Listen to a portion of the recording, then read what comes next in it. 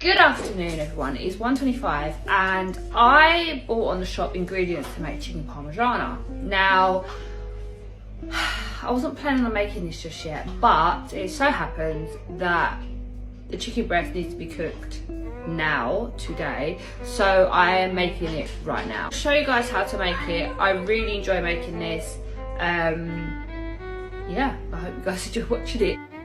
So let's get started. You're going to need some chicken breasts. For me, I've got 4 here. They're quite large, and you're going to want to just butterfly those so you can tenderize them. I basically will cut them like this and then split them so they're butterflied, and then I'll put them in a plastic bag like this and hit them with a rolling pin to flatten them out. This not only means that they cook quicker, but they also are more tender, because chicken breast can be a bit dry sometimes.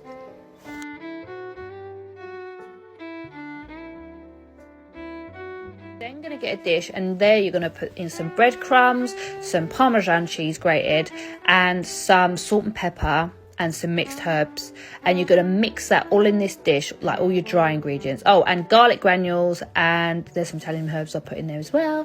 Garlic granules and garlic salt I also put in there, and you're going to then like just mix that all up so it's all evenly distributed in the breadcrumbs. You're then going to get another dish and crack 4 eggs into it. I'm using 4 eggs because I'm using quite a few breasts of chicken, but if you need, if you're only doing 2 chicken breasts, you're only probably going to need 2 eggs. It's just, and you need enough egg mix to dip your chicken in and bread it all up. So you give that a good whisk.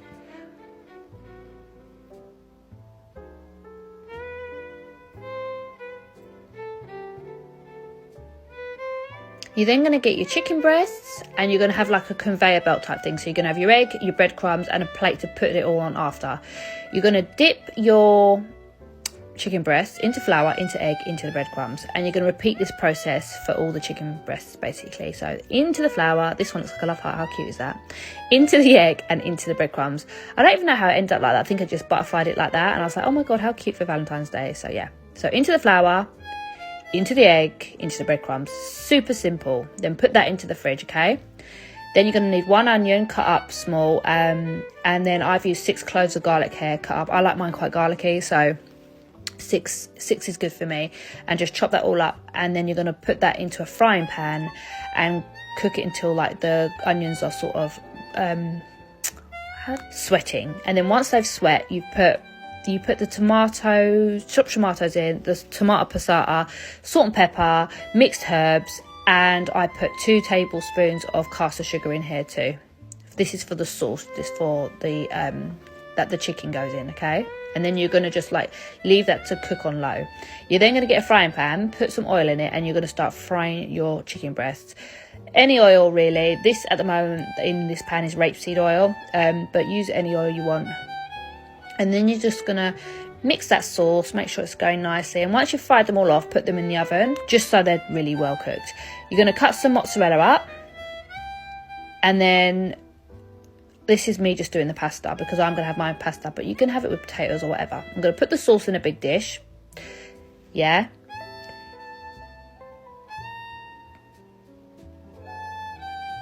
And then I'm going to put my chicken breasts in the sauce. I'm just going to rest them on top. I've cut a few of these because they were quite big.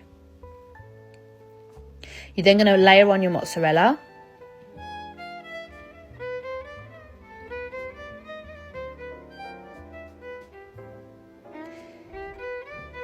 And you're going to put some more Parmesan cheese on top of that as well.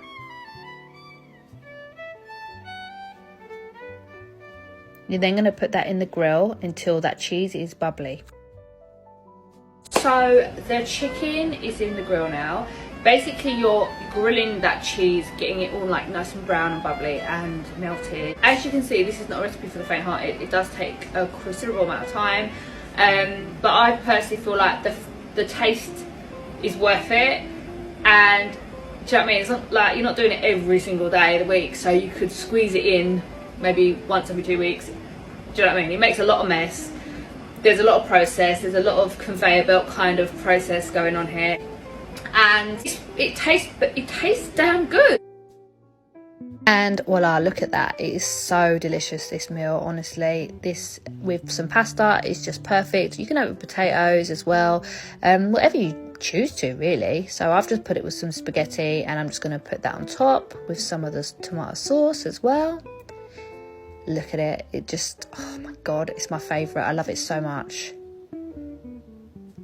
Look at that mozzarella. Honestly, try it. It's delicious. I hope you guys enjoyed watching this.